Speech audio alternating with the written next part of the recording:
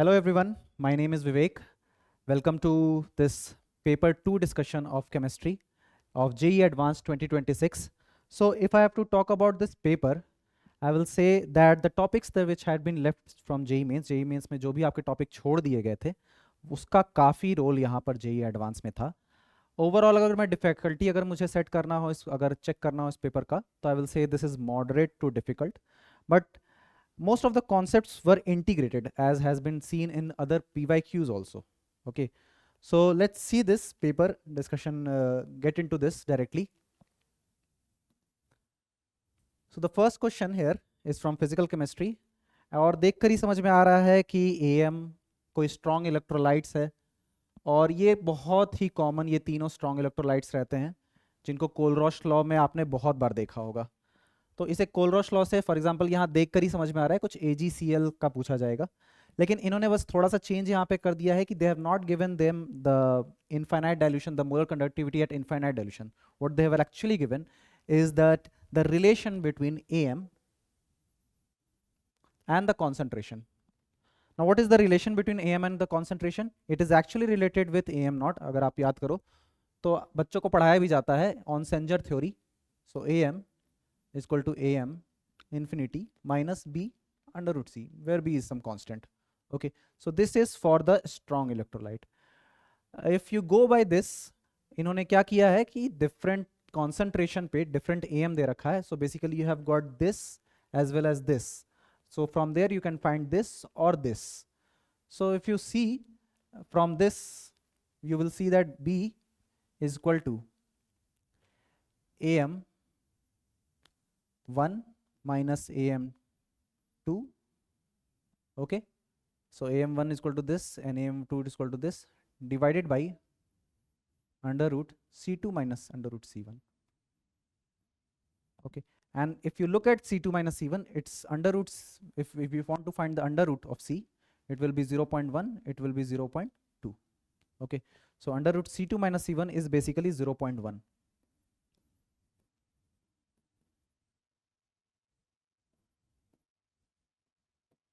That means whatever difference we have to just multiply it with 10. So that means it's equal to 10 into AM1 minus AM2.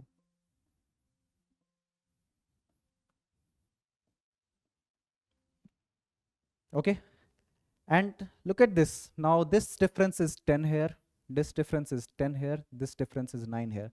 That means B is equal to 100 here, B is equal to 100 here, B is equal to 90 here.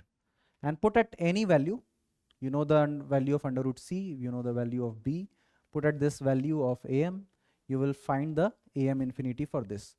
So if you go by this, you will find that the AM infinity, let's find out the AM infinity for this. So AM infinity, so AM111 is equal to AM infinity minus 100 into root C. At this root C is 0.1. So AM infinity is equal to, so 100 into 10, 121. And same way if we do for this AM infinity, you will get around 127. And if you do with this, you will get 134. Okay, so that is the infinite dilution. Now basically the idea was if I had already given you this, अगर आपको सीधे ये मिलता तो it was very easy to find out the AM infinity for AgCl, but they have just played this concept. और इस concept से जब आपको मिल गया तो दिस इज बिकम बेसिकली ये JEE मेंस क्वेश्चन. आप यहाँ से AgCl का निकाल सकते हो AM infinity from Kohlrausch law. So that will be equal to this plus this minus this. So 134 plus 127 minus 121. So 137 plus 124 minus 121. So this will be equal to 140. I am not actually writing the units here. So this is only AM infinity, and you know that at for us like a sparingly soluble salt like AgCl, this will be equal to K by C. Okay, so it's equal to K by C. Okay, so from here you can find out C is equal to 10 to power minus 5. They have not asked this C. This X is 10 to power minus 5 solubility basically. And if you do this log of C to the power minus, so you will get log of 10 to power minus 5 to the power minus 1. Okay, so you will get 5 as the answer. So correct option is 5. Okay. So this was a typical physical question from your solution chapter. This is an inorganic question. Okay, let's look at this very basic chemical bonding question, but not very basic because the students do have some problem with oxides of nitrogen. It has got, some has got lone pair, some has got half pair or single pair electron. So basically, if you look at this NO2, the structure is like this. So 180 degree. If you don't want to look at this NO2, this has got 1 electron. Its angle is around 133 to 134 degree. If you look at NO3 minus, NO3 minus is minus this oxygen. So it got quite perfect of sp2 hybridization. So its angle is 120 degree. And for NO2 minus, it has got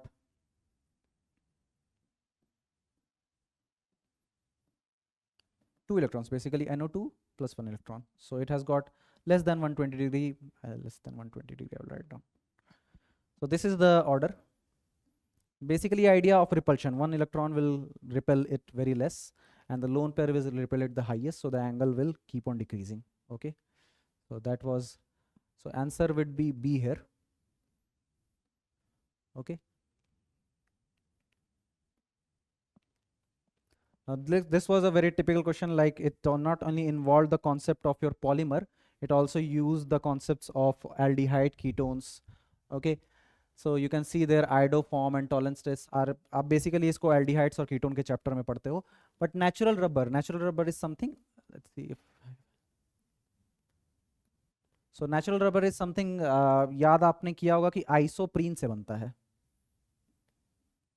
So this is isoprene, but ये natural rubber नहीं है, इसके polymerisation आप करो तो ये कुछ ऐसा स्ट्रक्चर देगा.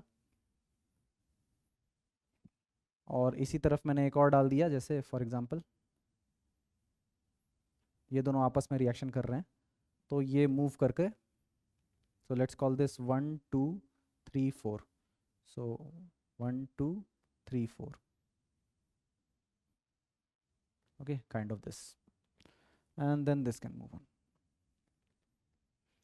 But I am doing not, it's not like natural rubber इसे बोलते हैं, पर इसने ओजोन लाइसिस किया. तो ये ओजोन लाइसिस करते वक्त आपने पढ़ा होगा कि आपको बेसिकली ये तोड़ देना है. 5 कार्बन, 1 2 3 4 5 कार्बन का एक लंबा चेन बन गया है.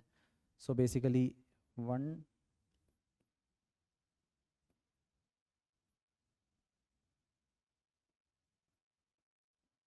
सो ये है. नाम इसका रखना होगा तो आप क्या रखोगे, बेसिकली एक तरह का एल्डिहाइड है, because aldehyde get preference over ketone. So it is pentaldehyde. और 1 2 3 4 5, yes, pentaldehyde, and there is a 4-oxo, so 4-oxo pentaldehyde. Now this pentaldehyde is basically treated with yeah, if you want to check this acts as a major product at this positive iodoform, this वाला part iodoform दे देगा आपका ये CH3I निकाल कर, और ये वाला part जो है वो आपको टॉलेंस टेस्ट दे देगा, एक एल्डिहाइडिक पार्ट है. सो फॉर दिस आप सिंपल सा बात है, इसे हीट करोगे एक्वस NaOH के साथ, क्या करेगा यहाँ पे आप माइनस बनाओ, माइनस जाके यहाँ रिएक्ट करेगा, एक basic aldol reaction, very very intramolecular basic aldol reaction ये होगा, and this will be something like intramolecular. So get something like this.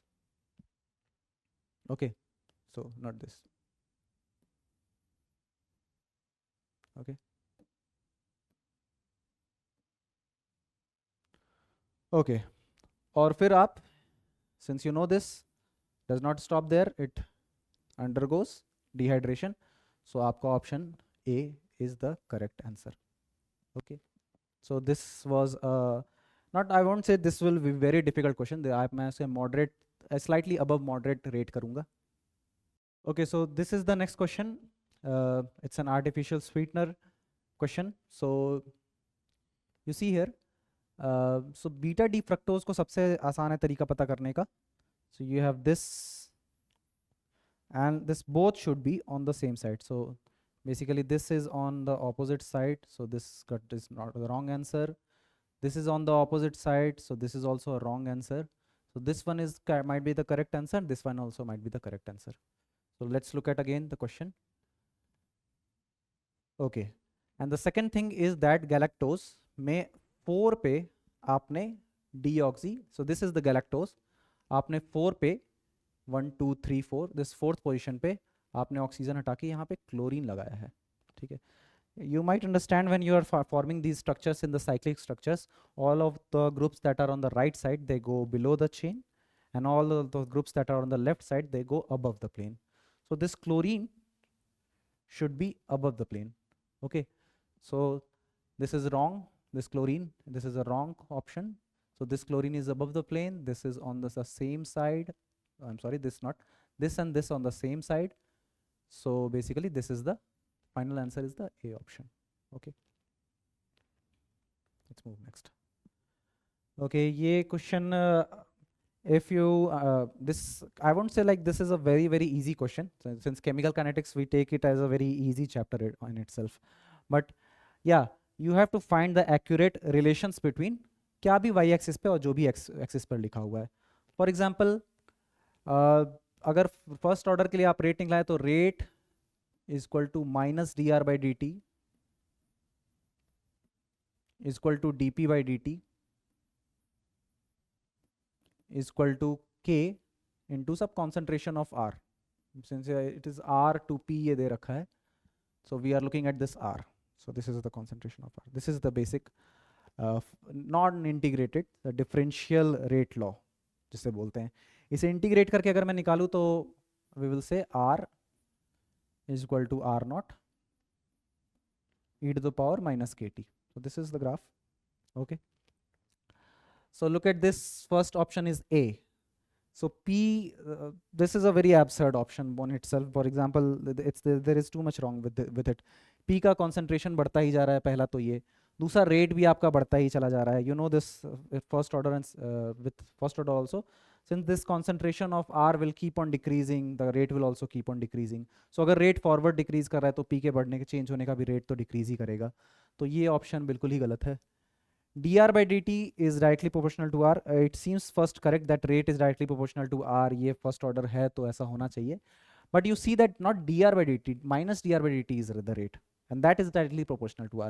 So kind of ये option ये ऐसा negative कुछ होता तो सही रहता, पर this one is incorrect. Like okay, so this one is also incorrect. So A and B is incorrect. So dr by dt is as a function of t it's written, not as a function of r.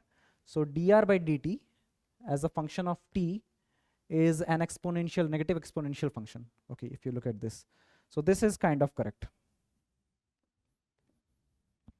And the rate constant with respect to time does not changes. At a particular temperature the rate constant वो fix होता है. So this is very correct. For your options, correct options will be C and D. Okay, again an inorganic question. ये P block का एक prominent question है, बहुत ही interested रहते हैं ये. आईआईटी का काफ़ी स्ट्रॉन्ग क्वेश्चन है, काफ़ी इंटरेस्टिंग क्वेश्चन है. If you read NCERT already it's like written there, xg plus f2 p will give xc f4. now xg f4 plus o2 f xg f4 plus o2 f2. now O2 f2 is a very strong fluorinating agent. xg f4 is also a fluorinating agent, but this is a stronger fluorinating agent. So it will just transfer its fluorine to that, and it will form XeF6 plus O2. So no need to balance this reaction. Last is your XeF6. We are taking this Q, XeF6, and we are hydrolyzing it. So it will form XeO3 plus HF. So this is the whole reaction. Now the question is not about these reactions. It is actually asking about the options like P or Q or R के बारे में पूछा जा रहा है. तो P के पास बोल रहा है कि ये सेंट्रल एटम पे 2 लोन पेयर है, या XeF4 एक प्लेनर स्ट्रक्चर है, ये ऐसा स्ट्रक्चर होता है.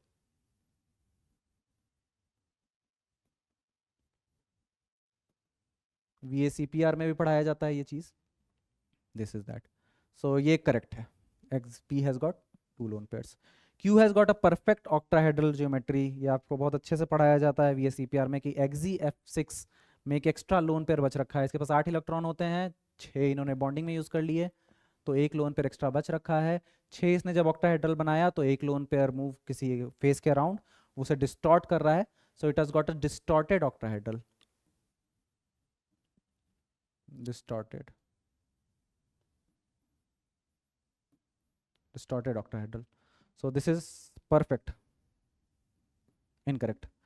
Q can act as a fluorinating agent. I already told you XeF4 he fluorinating agent की तरह काम कर सकता है. तो XeF6 के पास तो ज़्यादा ही फ्लोरीन है, तो it can actually act as a fluorinating agent. Yeah, it is correct. The molecular structure of R is a trigonal pyramidal. So basically ये questions जो हैं, ये ACD अगर questions देखा जाए तो ये question केवल inorganic नहीं है, basically VSEPR के ही question हो गए. तो molecular structure of XeO3 will be your this. It has got 8 electrons, तो 6 इन्होंने lone pair bonding में use कर लिया, तो एक lone pair बच रखा है. And this is a trigonal pyramidal structure. Okay, so this is the correct one. Okay, let's move to the next one. Again an inorganic question. Carbon और boron atom के बीच में second ionization enthalpy, not the first ionization enthalpy.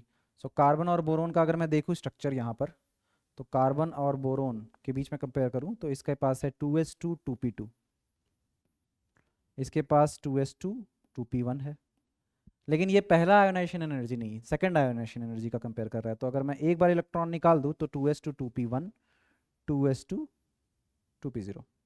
And to remove the second electron, that will be the second ionization energy of these atoms.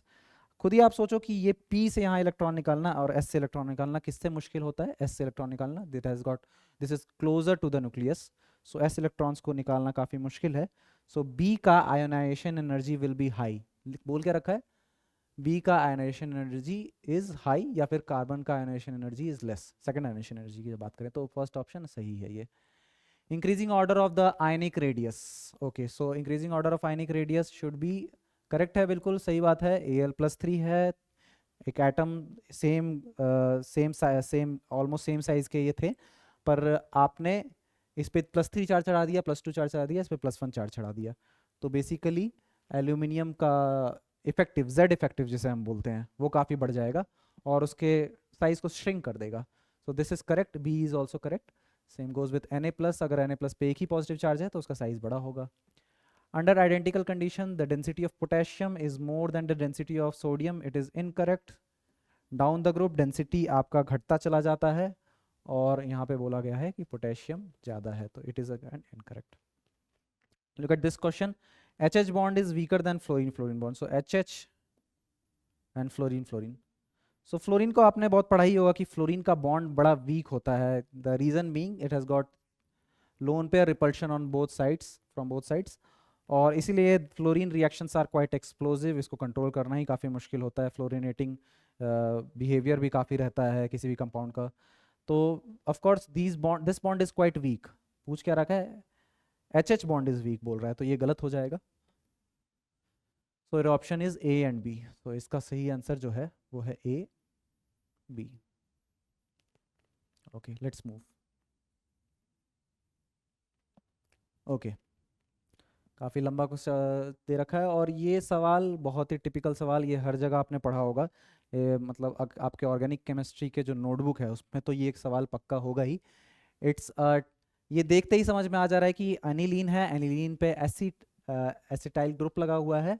So basically हम इसको NHAC बना रहे हैं.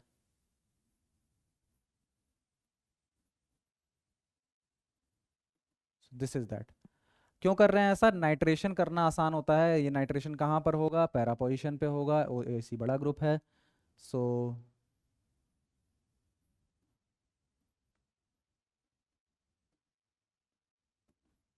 यहाँ पे नाइट्रेशन हो जाएगा.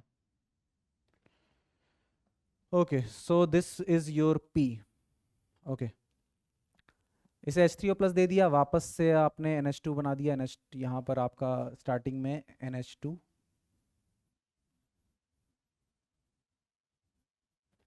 और NO2 बन गया. ओके, NaNO2HCl NH2 के साथ जाके डाइजो ग्रुप बनाएगा एक, तो डाइजोनियम सॉल्ट बनेगा यहाँ पर, N2 plus Cl minus, temperature is also 0 to 5 degree Celsius, NO2. So this is your basically Q. This is cumene. Cumene when reacted with O, so first starting में आपका यहाँ OH radical mechanism के through, और फिर आपने जब H3O plus दे दिया तो यहाँ से आपका फेनॉल बन जाएगा, and also acetone. So acetone won't react with NaOH CO2. Basically this is OH which is reacting with here, और बहुत पॉपुलर रिएक्शन है कोल्बी रिएक्शन. H3O प्लस देकर यहाँ पर आपका सैलिसिलिक एसिड बन जाएगा. So this is your salicylic acid. Okay, correct.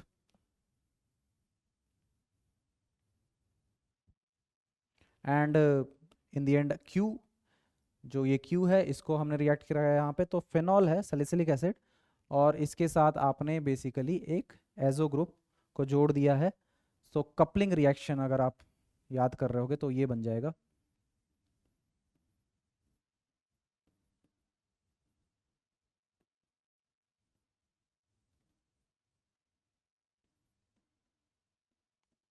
So this is the coupling reaction. तो सारा आंसर कर सकते हैं अब हम लोग. This is T, your this is your P, this is your Q. Okay. Q on treatment with ethanol gives aromatic aldehyde. Q, what was Q? Q was your nitrodiazo.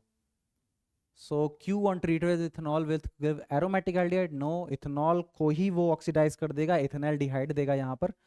So first reaction is your N2 plus.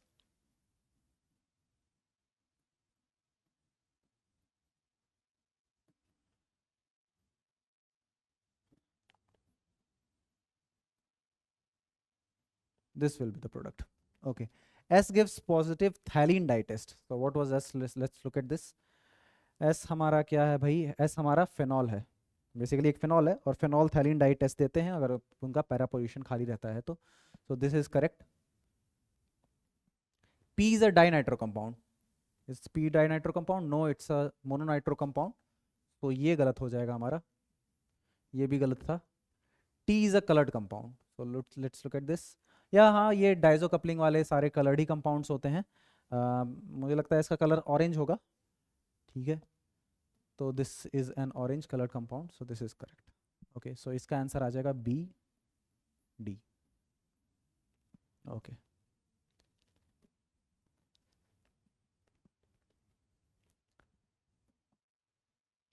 Okay. Glucose fructose मिलके sucrose बनाएंगे. एक का rotation, दोनों का rotation भी दे रखा है आपको. ऑन ट्रीटमेंट विथ कुछ क्वेश्चंस पूछे हुए हैं उसके बेसिस पर. ठीक है. बायोमोलिकुल्स इसीलिए एक ऐसा चैप्टर है जिसको इग्नोर नहीं करना चाहिए, particularly when it comes to JEE advance.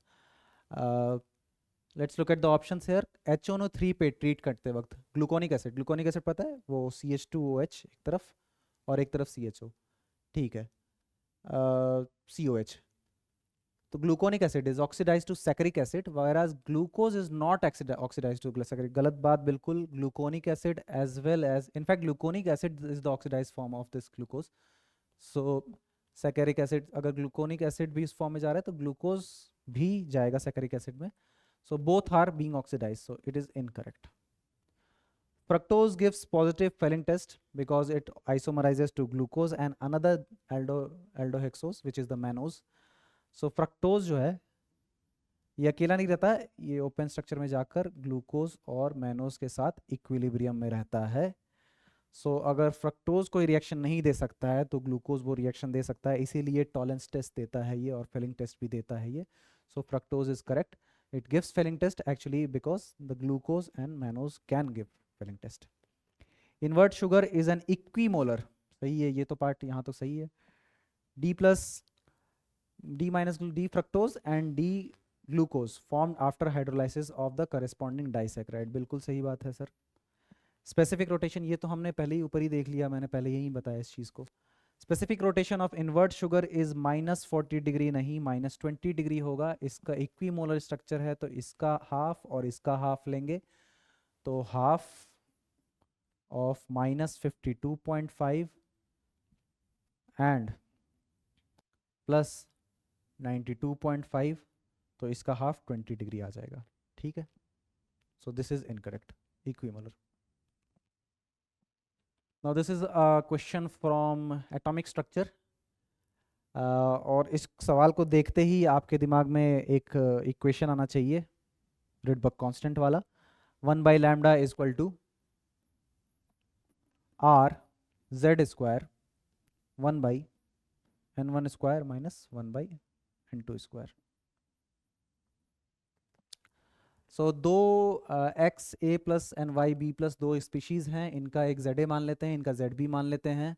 इसके लिए 1 से 2 तक करवाया है इसने ट्रांजिशन, इसमें इसने 4 से 2 तक करवाया है ट्रांजिशन, 2 से 1 तक करवाया है। और उनके बीच में so this is lambda and this is 9 lambda. Okay, so this is lambda और this is 9 lambda. So पहले के लिए लिख लेते हैं 1/λ is equal to r za square 1 minus 1/4 because 1 square minus 1/2 square. So 1/λ is equal to r za square 3/4. Same goes with second one, 1/9 lambda है इसका, r zb square 1 by position क्या था 2 and 4, okay, so 1/4 minus 1/16। So अगर इसको देखेंगे तो 1/9 lambda is equal to r zb square, so 16, so this will be 4/16, so 3/16. So if you are dividing this by this, so 1/λ divided by 1/9 lambda is equal to za square divided by zb square and 3/4 divided by 3/16.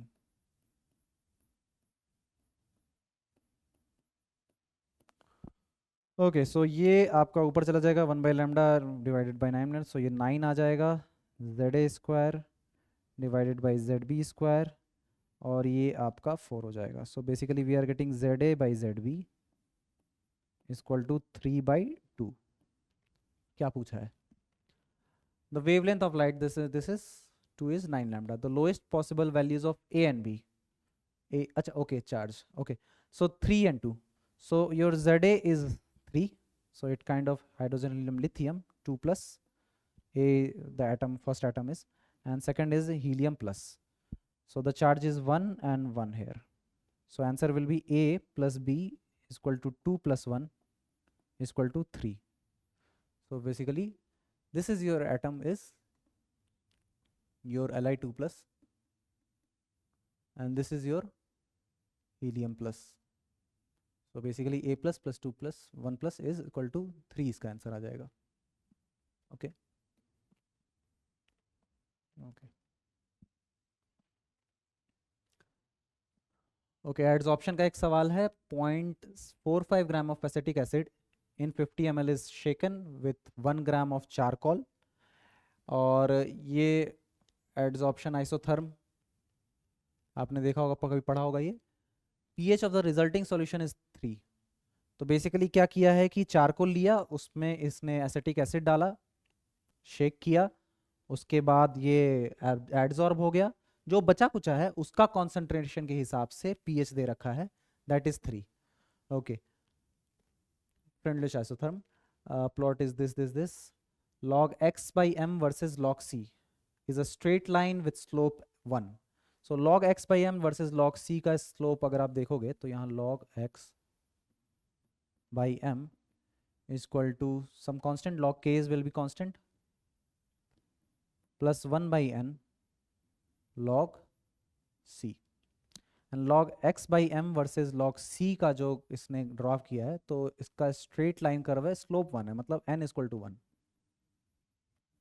सो अब अगर इसको अलग अलग तरीके से लिखना चाहे तो ये भी लिख सकते हैं x by m equal to K C, we don't have to worry about n, basically ये दे रखा है. If the plot is then the slope of value of k, basically k पूछा जा रहा है यहाँ पर. सो यहाँ पर जो कॉन्सेंट्रेशन है ये फाइनल कॉन्सेंट्रेशन आएगा, ठीक है. x जो है अमाउंट ऑफ एडजॉर्ब्ड एसिटिक एसिड आएगा. m जो है यहाँ पर वो मास ऑफ द चारकोल वो आ जाएगा. सो if you are solving this, so first we have to find the concentration C. The pH is given as 3 and the K is also given. So Ka is given as 10 to power minus 5. So यही कर लेते हैं इस सवाल को. So 10 to power minus 5. So if you have to this, ये K दे रखा है वैल्यू. pH H प्लस का कॉन्सेंट्रेशन आपको पता है होता है वो under root KAC.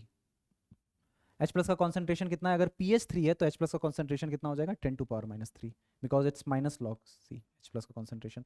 So 10 to power minus 3 is equal to C into 10 to power minus 5. तो यहाँ से अगर आप C निकालोगे तो वो आ जाएगा 0.1 मोलर. ठीक है, ये हमारा C आ गया 0.1 मोलर. अगर 0.1 मोलर C आया है इसका मतलब कितने मोल्स चारकोल में एडजॉर्ब हुए हैं या x क्या है एक्चुअली. तो अगर आप वो कैलकुलेट करोगे तो आप कैसे वो कर सकते हो. फॉर एग्जांपल ये तो फाइनल कॉन्सेंट्रेशन है और इनिशियल कॉन्सेंट्रेशन भी आपको पता है 0.45 ग्राम बाई 50. ठीक है, इनिशियल माइनस फाइनल कॉन्सेंट्रेशन से अगर देख लेंगे या फिर आप इस कॉन्सेंट्रेशन को बेसिकली 50 ml से मल्टीप्लाई कर दो तो उसके मोल्स निकल जाएंगे जो मोल्स अभी प्रेजेंट है एडजॉर्ब होने के बाद. If you do that it will come out to be like 0.3. Okay, so basically 0.3 moles जो हैं वो सॉल्यूशन में प्रेजेंट है और 0.15 जो है ग्राम 0.15 ग्राम जो है वो आपका एडजॉर्ब हो गया है. So basically if you do that, that will x will come out to be 0.15. Now you just put this on this like x is equal to 0.15 divided by mass is 1 gram. K is not given, we have to find it. C is 0.1. So overall your K will be 0.15, 1.5. So this is the final answer.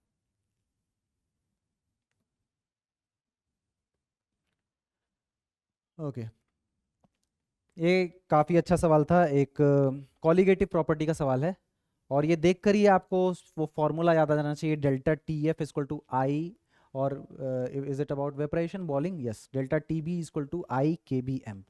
But यहाँ आई को भी अलग separately एक question बना दिया है छोटा सा. के बी का भी एक कैलकुलेशन निकालने को दे दिया है और मोलैलिटी का भी एक तरीका बता दिया है 0.25% by mass. So if I have to write this I will expand this delta TF is equal to I KF M. I को देखिए, अगर I आपका रह रहा है तो ये हो जाएगा 1 माइनस अल्फा, ये 2 अल्फा, ये 2 alpha after this and net will be 1 plus 3 alpha. So this will be your I. Okay, calculate करने का एक और तरीका 1 plus 4 minus 1 alpha. So 1 plus 3 alpha. So I is your 1 plus 3 alpha.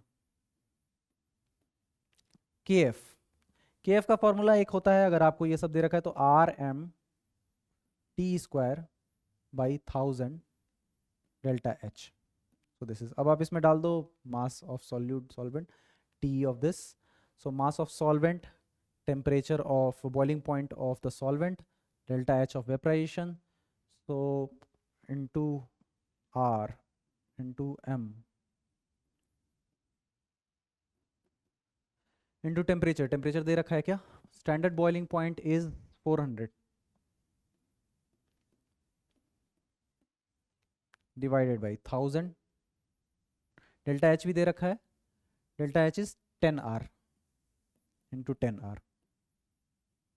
So this is 10R into, so this is RMT square by 1000.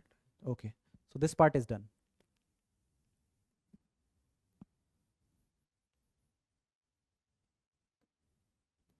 Now molality, how to find the molality? See, mass by mass दे रखा है, 0.25% मास दे रखा है. इसका मतलब आपने अगर 100 ग्राम ले लिया टोटल सॉल्यूशन तो इसमें 0.25 ग्राम जो है वो सॉल्यूट के हैं.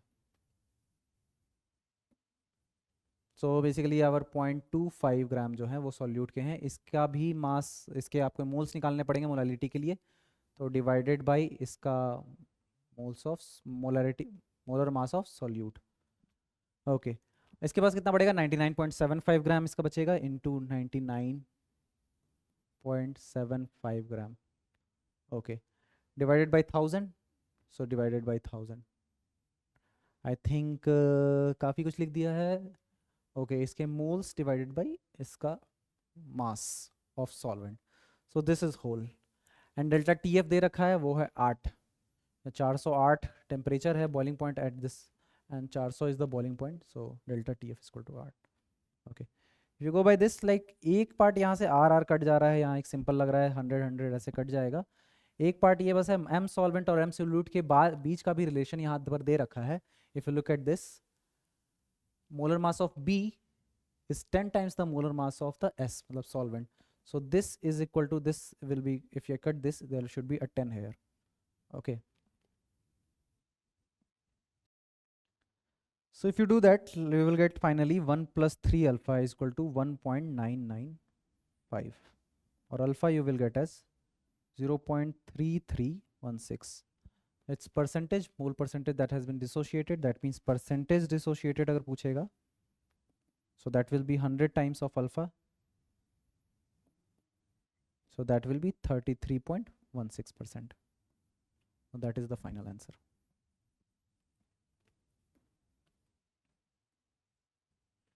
Consider that the coordinating atoms, okay, coordination compounds of dichlorodiamino cobalt and meridional structure. Okay, दो coordinating दो structure हमें दे रखे हैं, माना कंसिडर किया जाए कि वर्टिसेस एट द ऑक्टाहेड्रन है। ओके, VSEPR जैसे नहीं लग रहा है, लेकिन ऑफ कोर्स आप देखते होगे स्ट्रक्चर जो है इसका ऑक्टाहेड्रन जैसा ही स्ट्रक्चर होता है। सो एवर आप अगर आप देखो भी तो वैसे ही ऑक्टाहेड्रन की तरह स्ट्रक्चर रहता है। The sum of the total number of triangular faces in both the complexes having 1 nitrogen and 2 chlorine atoms. तो first we should draw the structure, फिर देखते हैं थोड़ा क्लियर होगा ये सवाल। सो कोबाल्ट है ऐसा 3 एक्सिस है, और सिस है, तो सिस पे आपने क्लोरीन यहाँ लगा दिया, यहाँ पे क्लोरीन लगा दिया, कोई भी आप दो चूज कर सकते हो, बस जस्ट वो क्लोज होने चाहिए, सिस होने चाहिए। So this is the cis structure. And meridional, meridional में आपका स्ट्रेट स्ट्रक्चर होता है, मतलब आमने सामने होता है दो स्ट्रक्चर। तो सो उसके बाद क्लोरीन यहाँ लगा दिया, क्लोरीन लगा दिया, यहाँ पे क्लोरीन लगा दिया। ओके, और बाकी NH3 लगा दिया।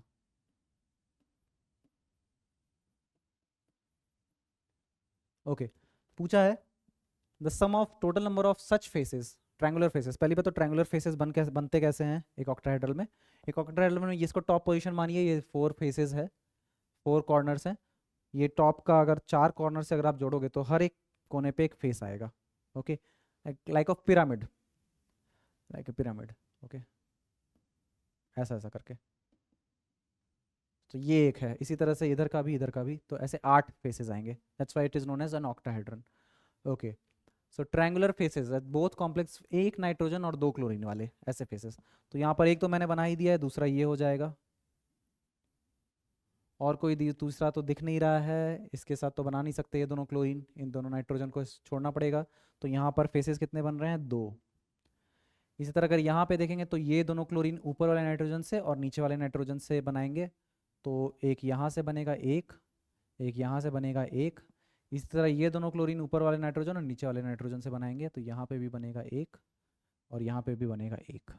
ये दोनों क्लोरीन मिलकर कोई ऐसा ट्रायंगुलर फेस नहीं बना सकते, बाहर का फेस बनना चाहिए, तो कोई फेस नहीं बना सकते। तो यहाँ पे आंसर आ जाएगा 4। पूछा है total number of sum of these numbers, so 2 + 4 = 6 is the final answer. Okay. Okay, so this should be I. Okay, CH3I है, ऐसा दे रखा है, फिर इस पे CN लगा दिया है, फिर first it should be CH3CN, then it should be CH3COH, then it should be red phosphorus HVG reaction CH2Br COOH, then NH3. So NH2, CH2, COH. ये हमारा बन गया. Caprolactam very popular. The seven member ring. 1 2 3 4 5 6 7. इसे hydrolyse करते हैं, बहुत popular एक reaction होता है. क्या बनता है इसमें? इसमें बनता है हमारा, सो यहाँ हम बस हाइड्रोलाइज कर रहे हैं. सो NH2 CH2 5 COOH. This is okay. So this is your X, this is your Y. इससे करते हैं तो नाइलॉन 6 बनता है, इससे करते हैं तो नाइलॉन 2 बनता है, आपस में करेंगे तो नाइलॉन 2 नाइलॉन 6 बनेगा. सो यही कर रहे हैं हम. 500 मोल X लिया है, we have taken 500 mole of X, we have 500 mole of Y, और 1 मोल दिया है यहाँ पर. तो बेसिकली इसका COH इसके साथ एक पेप्टाइड लिंकेज कर रहा है, और इसका COH फिर फाइनली इसके साथ कर रहा है, और ये चलता चला जा रहा है. ठीक है. So there will be 500 molecules of this and 500 molecules of this in a alternate fashion. ठीक है. सो हमारा जो एक मोनोमर बनेगा वो इस तरह का बनेगा. NH CH2 CO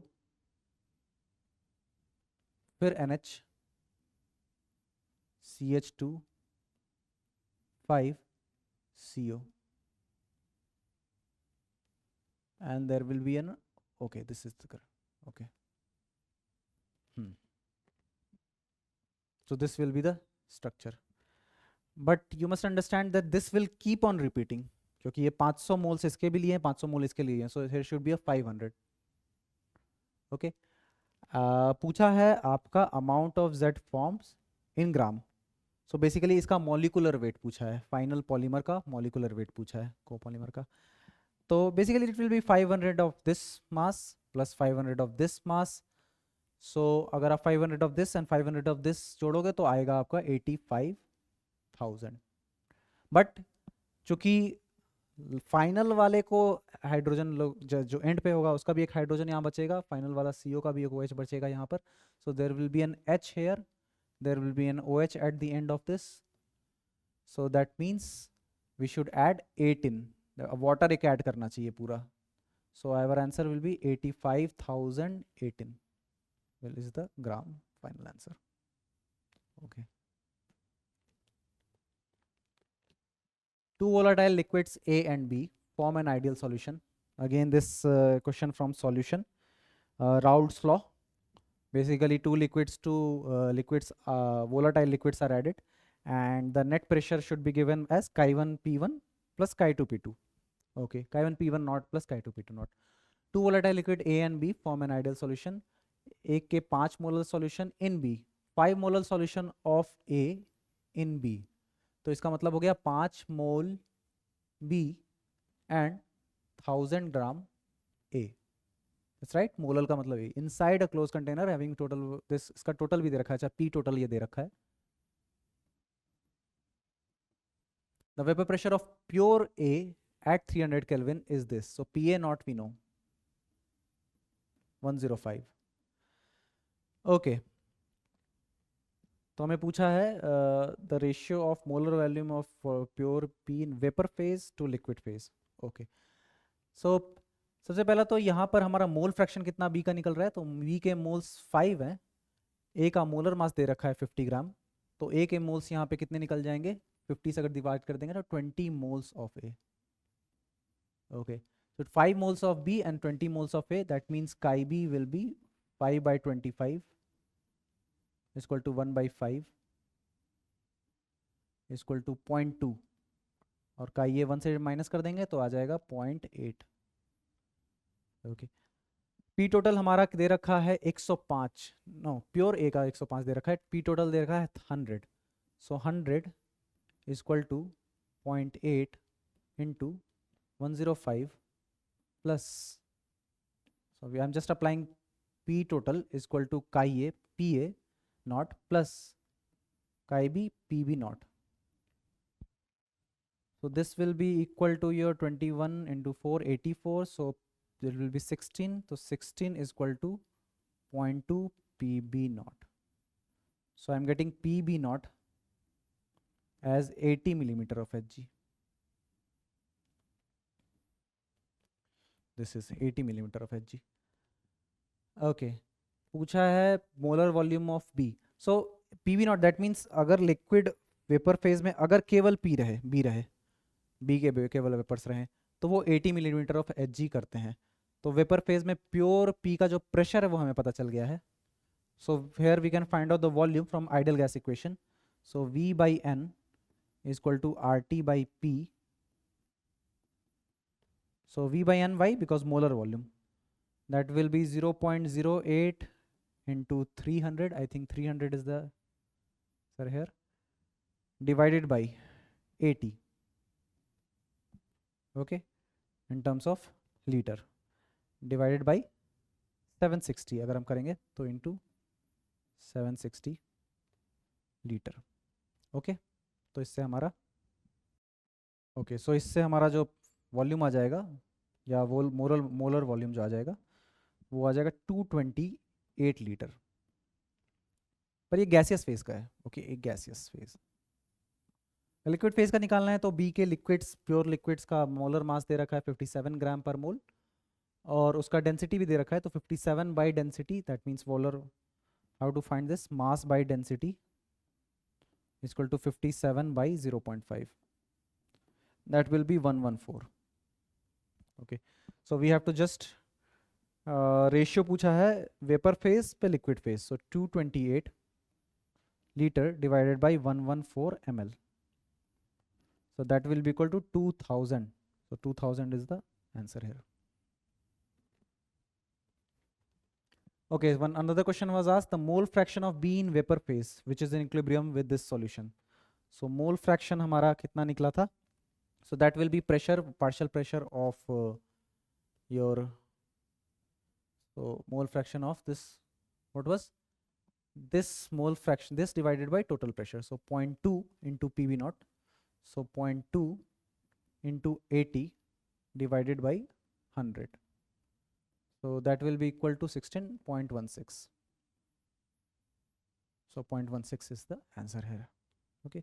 तो वेपर फेज में आपका ये इसका प्रेशर बी के प्रेशर वेपर फेज का प्रेशर ये है, ए का प्रेशर ये है, ये नेट प्रेशर है. So from Dalton's law partial pressure mole fraction of B will be partial pressure of B divided by total pressure. Okay. काफी बड़ा सा सवाल यहाँ दे रखा है. ओके. तो यहाँ पर एनहाइड्रस AlCl3 के साथ इसको ट्रीट कर रखा है. उसके बाद NaI दे रखा है. उसके बाद एक SN2 शायद मैकेनिज्म करवा रखा है.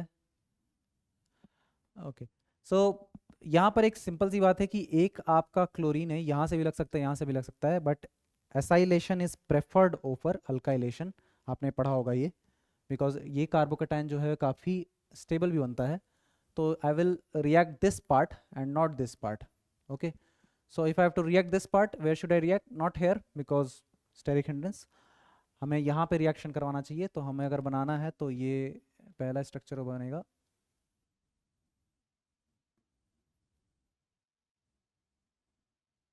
ओके. तो ये हमारा ऐसा बन गया. इस पे हमने आई लगा दिया है तो क्लोरीन हट के आई बन जाएगा. This is a Finkelstein reaction अगर आप समझ सकते हो तो. और फिर I is a very better living group. यहाँ पे O माइनस Na प्लस है. So this will do SN2 reaction.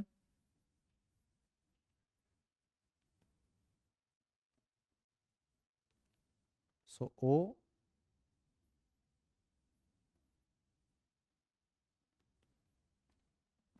this, okay, this डरने की जरूरत नहीं. अब काफी बड़ा ये सवाल देखा है. This is basically our J. Then we are doing NaBH4. NaBH4 will react with this part. Okay, let me see. I'm not doing anything wrong. Okay, this is correct. Okay, carbon तो यहाँ रह जाएगा. ठीक है. तो यहाँ पे NaBH4 will basically reduce this and PBr basically जब हम रिड्यूस कर देंगे तो PBr वहाँ पे ब्रोमीन लगा देगा। तो आई विल हमारा बस ये पार्ट का अगर रिडक्शन कर रहे हैं NaBH4 reacts with will react with only this part. So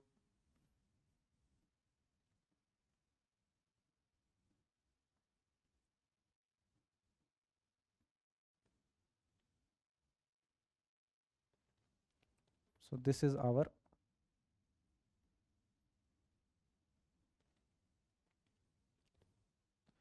this यहाँ तक हम पहुँच गए हैं 350 ग्राम का ये पर मोलर, इसका मॉलिकुलर वेट जो है वो 350 ग्राम है।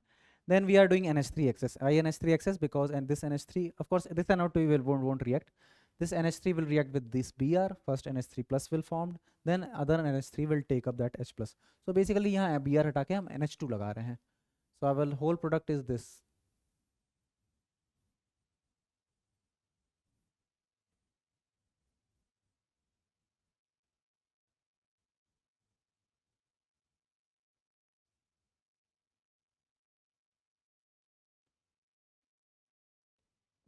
This is that. इसी तरह हम अगर यहाँ पे करें तो भी ये Br हटा के Br is also S minus. So very simple SN2 reaction, बड़े बड़े मॉलिक्यूल बस दे दिए हैं, पर इसमें डरने की कोई बात नहीं है, ये तो केवल एक SN2 रिएक्शन है।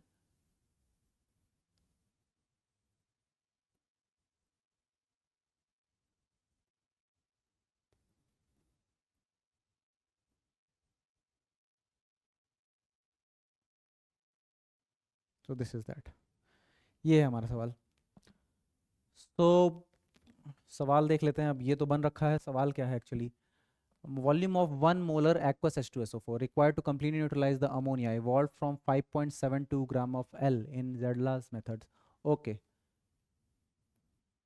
तो इसके साथ जब कर रहे हैं तो बेसिकली एक N है, तो our reaction is 2N H3 plus H2SO4। So 2 mole को 1 मोल रिक्वायर्ड होगा, तो एक N basically this NO2 will won't react, this NH2 part will react but this NO2 won't go in that method। so basically हमें पता करना है कि 5.7 basically देख लेंगे उसके मोल्स कितने हैं मॉलिक्यूलर वेट से, और उसके बाद M/V या फिर नॉर्मलिटी के थ्रू कर लेते हैं इक्विवेलेंस, तो n factor will be. So basically उसका अगर देखेंगे मोल्स तो 5.72 ग्राम बाई उसका molecular weight is equal to H2SO4 के इक्विवेलेंट्स, H2SO4 के इक्विवेलेंट्स मोलैरिटी 1 इंटू वॉल्यूम इसका रिक्वायर्ड है into 2। So that will be the answer, from here we can get the M, sorry volume. तो M पहले देख लेते हैं M कितना है। M इसका पूरा मॉलिकुलर वेट अगर आपको देखना है तो यहाँ 350 दे रखा है, ब्रोमीन हटाया है, NH2 ऐड किया है। Okay from there you can find out. So bromine का 80 घटा दीजिए और NH2 का 14 और 2 16 जोड़ दीजिए। So that will be, if you find out, that will be equal to 286 is equal to 1 into V into 2, and if you do that 5.72, so 0.0102 by 2 is equal to volume। so volume is equal to 0.01 liter is equal to 10 ml। so basically it was asked in ml, so answer will be 10। Second question, Carius method में sulphur estimation से BaSO4 कितना बनेगा। 3.79 ग्राम अगर हम M ले लेंगे तो M was this and यहाँ पे एक ही सल्फर है तो उतना ही सल्फर बनेगा, BaSO4 बनेगा, 2 सल्फर होता तो 2 बन जाता, सिंपल सी बात है। तो यहाँ पर इसका मॉलिकुलर वेट अगर हम देख लेंगे तो पता चल जाएगा कि इसके कितने मोल्स बन रहे हैं। तो इसका मॉलिकुलर वेट देखने के लिए फिर से आप Br को हटाइए और SPH को ऐड कीजिए। So if you do that, you will get this as 379। 3.79 दे भी रखा है इसीलिए। So moles of BaSO4 या moles of BaSO4 is equal to moles of M। Okay, so moles of M कितने हैं 3.79 divided by 379 is equal to 0.01। okay, BaSO4 का मास निकालना पड़ेगा, बेसिकली अमाउंट पूछा है क्योंकि यहाँ पे मोल्स इतने बनेंगे। सो 0.01 moles of BaSO4। So BaSO4 के लिए 137, सल्फर का SO4 का 96, so this will be amount to 3, so 122 233, okay, 233, so 0.01 moles, so amount of